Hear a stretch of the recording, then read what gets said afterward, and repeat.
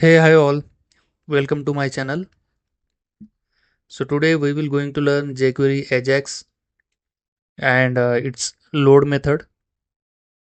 How we can load a dynamic text in background and show it on the UI using load method. jQuery provides us several methods of AJAX. Like the first one is load.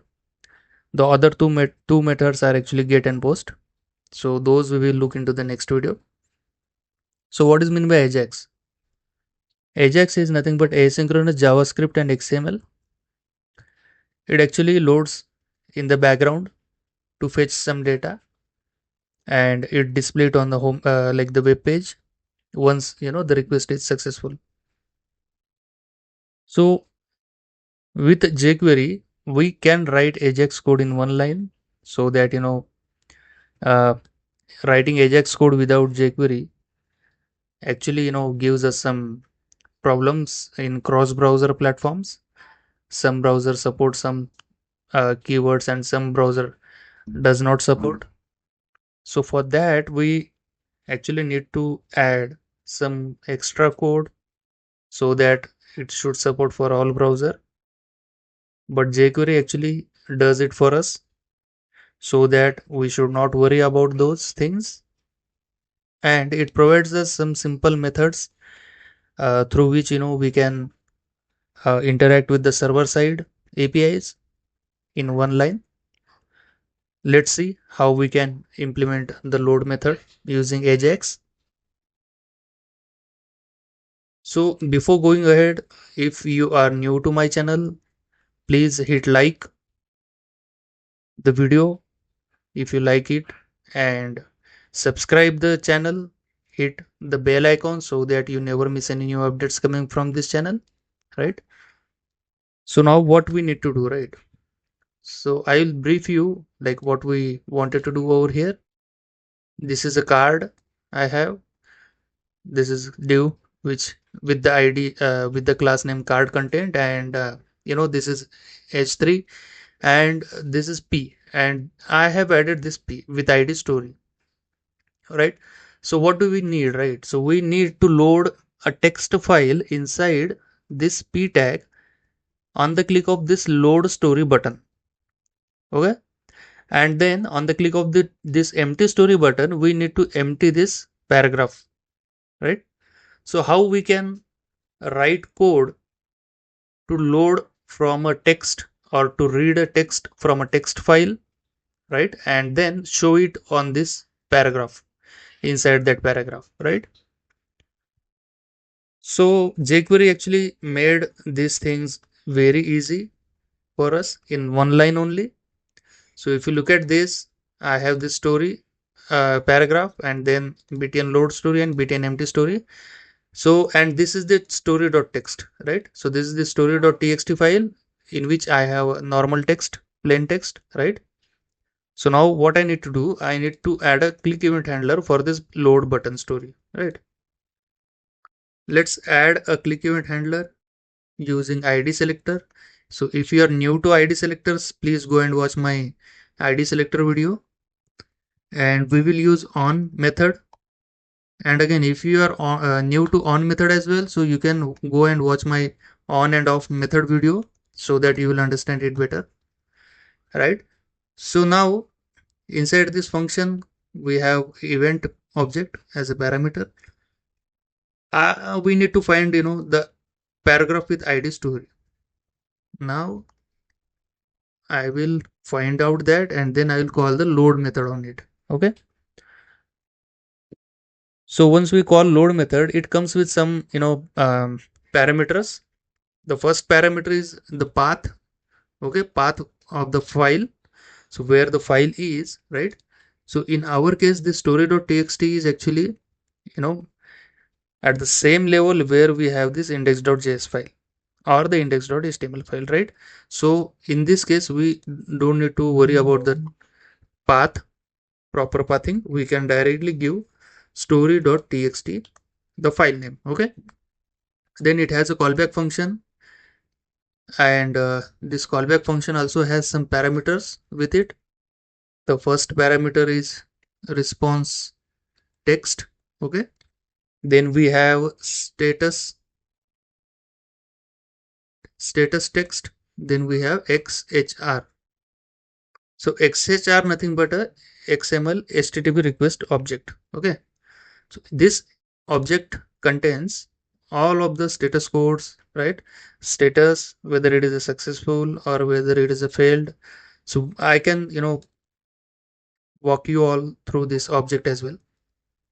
So let's understand the status text first. So now I'll add a condition for this status text, right? If text is equal to success, right? If text is equal to success, and success should be in a lowercase. Okay, so whatever status text we have, those will come in the lowercase only. So we don't want a capital letter on the start of this. Okay, it will fail. Now we will add a console log over here that the story has been loaded, right? Now again we need to add a if for the error case. If status case is equal to error, right? So in that case, you just need to add a console log that story is not loaded. The story has not been loaded, right? And I will just console log the other two, the response text and the XML HTTP request object. Okay, now we need to find the btn empty story button so that we could empty the paragraph when needed, right? So I'll use the id selector over here as well. Again, I will add a click event handler using on function. Over here, I will again find the story paragraph and I will call the jQuery empty method on this. So what empty method will do, empty method actually, empties whatever HTML or the text we have inside that paragraph, a particular element. Okay. So now I will refresh. I'll open the console and let's click on this load story button. Right, so once I click on this load story button, it actually loaded that story for me inside a p tag. To see that, we need to inspect it, and inside a p tag you can see there is a text which is coming from that txt file, right? And the conditions we have added, right, it is a success state, then that's the reason we are able to see the story has been loaded log. And then this is nothing but a response text, right? The response text is nothing but whatever text we fetched from that story text file. So this is the nothing but a response text, and this is xml http request object. Okay, it has status, then status code, right?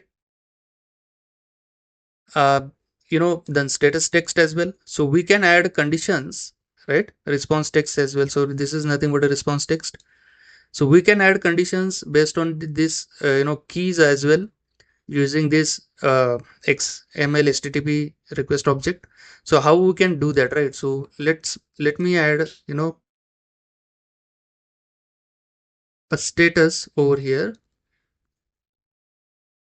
xhr.status if it is equal to 200. Okay, if it is equal to 200 and if it is equal to 404.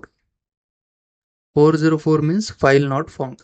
So we can add that status. I will replace over here, and the status text I will console log for you guys, console.log status text, and I will remove this xhr from here. All right, so now if I load the story, you see the result is same. Okay, the response text is equal to response text is this, then response status is this, and because of that success we are able to load the story over here. So you see the XHR status is also 200. That's the reason we are able to see this.